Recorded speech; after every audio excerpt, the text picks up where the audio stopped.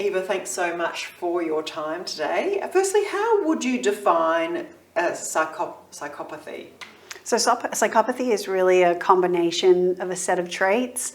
It involves a lack of empathy and remorse as its affective piece. Interpersonally, these are people that are very grandiose. They tend to lie and manipulate other people. There's also an impulsive and irresponsible component to their behavior, and they're often engage in criminal and antisocial behavior. So those four aspects make up the condition of psychopathy. And would you say that these people are born or made that way? What's the research say? I would really say that there's two pathways. One does seem to be a more heritable pathway, where there is more of a genetic piece to things. And there is a second pathway that we know to be related to quite substantial maltreatment in early childhood. And what percentage of the population do we know have psychopathy? So estimates suggest around 1% of the population would have a diagnosable psychopathy. And in the Radio National All in the Mind program, there was the advice that children can't be diagnosed as psychopaths despite displaying some or all of these traits. Can you explain a little further about why children are not usually given that label? Well, typically we describe children that have psychopathic traits like a lack of empathy and lack of remorse as having callous, unemotional traits. So callous, unemotional traits refer to a set of symptoms involving that lack of empathy, remorse, a lack of interest about their performance in important activities, and very shallow experience of emotions. So they can turn their emotions on or off. So in childhood, we refer to these children as having callous and unemotional traits, but we know that only a small percentage of those kids, about 1 in 14, will go on to have adult psychopathy. And is there any sort of treatment, or is there any sort of way to prevent them from taking that into adulthood?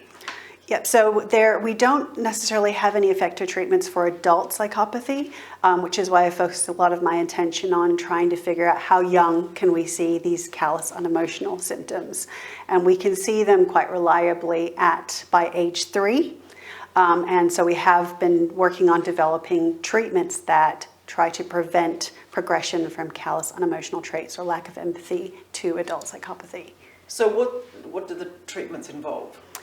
So the treatment that we've been working on, it's an adaptation of a treatment called parent-child interaction therapy.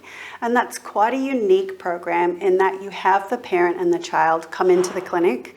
The parent wears an earpiece, a wireless earpiece, and you've got a therapist who's behind a one-way mirror. And the therapist is coaching the parent in the moment as they're interacting with the child.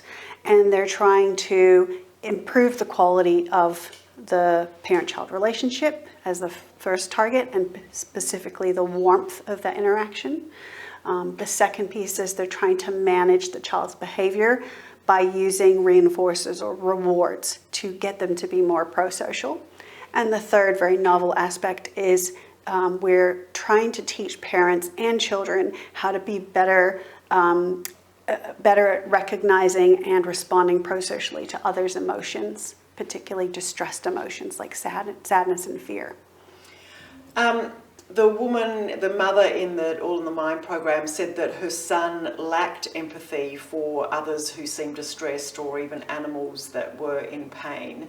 How then would this system of reward system and trying to build warmth work with a child like that didn't seem to respond to other people's emotions? Well, what we know is happening within the child that is seeing these distressing emotions in other people is that the parts of the brain that respond to emotion and that respond to fear or distress are not activating like they are in other children. And that means the rest of the body isn't activating as well. They're not mimicking that emotion on their faces, which is a part of empathy, expression, and experience, and they're not experiencing that physiologically. So there's not that signal or that stop to have them stop engaging in a behavior that's going to hurt somebody else. But we believe that if we can target this problem in emotion and empathy very early in life when it's developing, that we can prevent all of the knock-on effects of that poor empathy development. So we think it's an issue of a lack of capacity, where we can teach that capacity in a very specific way. So you can almost train them to empathise? Yes. And to recognise and react to other emotions? Yes, and we can, with rewards, motivate them to want to respond in a pro-social way or pay attention to when other people are experiencing distress, which at the moment doesn't really engage their attention. Mm. And why aren't they, do we know why, because children as young as 3, you say, are displaying these callous and unemotional reactions. Why isn't that empathy switch coming on? Well, it's likely due to a biological or that sort of genetic heritable piece, that it's just not as active as it is for other children. And that has knock-on effects. So it actually influences then the way that their caregiver interacts with them. We see that even from 5 weeks old, infants that later develop callous traits at age 3 are less interested in their caregiver than they are in objects in their environment. So we believe that there's a process that's happening, a cycle where the parent is then disengaging from that child, expressing less warmth, less emotion to them. So not only are they less attuned to emotion, but now they've got fewer emotional signals, which makes the whole situation worse. And how successful is this program? We have seen really good success with the families that we've treated. So we've compared a group of kids that have callous unemotional traits along with antisocial behavior, and we've treated them in the clinic with our standard treatments and then our targeted treatments that focus on those key drivers for these kids. And we've seen that when they get this targeted treatment, they're much more likely to maintain their improvements after the program ends. Whereas those kids that get our standard treatments, they're deteriorating. They're getting worse when treatment ends. And we think that's because the standard treatments are not addressing the drivers of the behavior. You're also working on a program that would help teachers in the classroom deal with this sort of behaviour too. What's the progress? Yep, so we are especially interested in getting programs like this into schools, and that's because we know that of that roughly 7 to 10% of kids that have severe behavior problems, and at least half of those have callous unemotional traits, only 1 in 4 of these kids are actually getting the treatments that they need. And so we believe that by providing treatments like this in schools, where kids are already going every day, we're able to break down some of those access barriers. We're then also able to involve teachers in the intervention, because we've worked with schools to develop a version of our program that teaches teachers the skills, so they can be part of the solution as well. So we believe that by having parents and teachers working together, using the same skills, we're going to get much more benefit for children, and this will result in lifelong transformation. But does that mean, though, that the teacher's having to focus even more on that one disruptive child in the classroom to the detriment of other children in the class?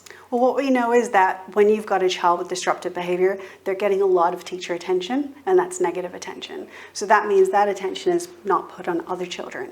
But if a teacher is instead using their attention very selectively and focusing on whenever they can see those small positive behaviors, those behaviors are going to increase. So what we hope is that they're going to spend, and what we see is that they're going to spend less time giving attention to the negative behavior, more time to the positive behaviors, and that will mean more positive behaviors in these very problematic children.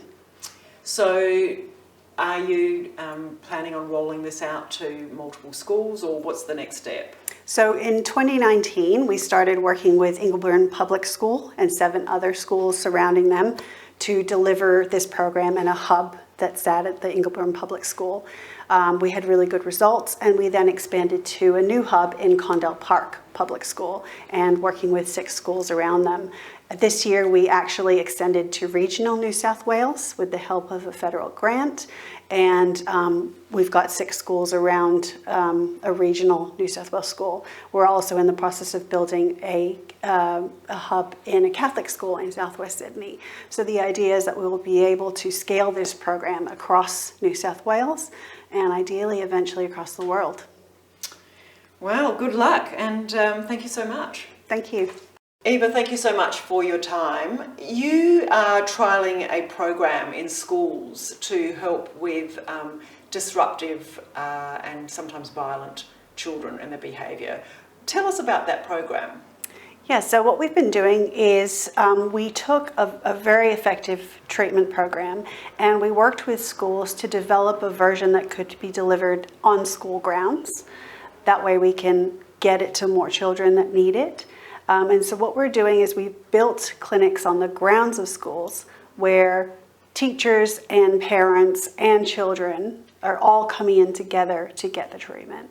And what is the treatment? What does it involve, and why do we need it? So we're doing a school version of a program called Parent-Child Interaction Therapy, and it's quite a unique program in that you've got a therapist who is behind a one-way mirror, and they are communicating with a parent who's interacting with the student, with their child, who's wearing an earpiece, or the teacher interacting with the student, and they're teaching them relationship building skills and behavior management skills that will address disruptive behavior. So how bad is the disruptive behaviour in our schools, and is it increasing? You know, what sort of percentage of classrooms are seeing disruptive behaviour? Well, estimates suggest that about 15% of class time is being taken up by disruptive behaviour. And we know that between 7 to 10% of Australian children are showing quite significant behaviour problems that will often continue across the life course. So it's quite a big problem, and one child can impact an entire classroom. And what sort of behaviour? What are we seeing? So we're talking about behaviors like chronic interrupting of lessons by engaging other children or calling out in class. We're seeing aggressive behavior against teachers, against peers. Destructive behavior, so destruction of school property. We see kids that just don't want to be told what to do. The first answer is no, so that real defiance and non-compliance and not listening behaviors. So these are what we describe as disruptive behavior problems. Is this behaviour on the rise, and if so, why? Well, we are hearing from schools that they are seeing more disruptive behavior, and teachers are reporting that they don't really have the skill set to manage these behaviors, and especially not at the frequency that they're happening at schools, so that they're causing a significant impact on the classroom environment, and we know that, that we need to be doing more to address them. You were saying before that perhaps COVID was a factor in increasing this type of behaviour. Why do you have that viewpoint? So there is evidence to suggest that there are sort of many different factors that relate to increasing disruptive behaviors, one of which is COVID. So COVID actually had a very negative impact on mental health of both adults, so parents and children, and teachers. Put a lot of strain on teachers during the pandemic. So that's one factor, is sort of especially for disadvantaged communities or disadvantaged people. There was a much greater increase in stress and disruption of routine for students as well. So they no longer had that routine to fall back on. We also saw that during COVID, there was much more screen time. So classes were held on screens. Both adults and children gravitated more to screens, and that's a trend that's continued.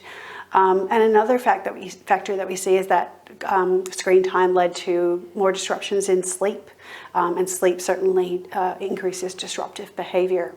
And then we've also seen more alignment with parenting strategies that are focused more on sort of gentle or permissive styles, and less on boundaries and limits, which is really important, especially for those kids that struggle with disruptive behaviors.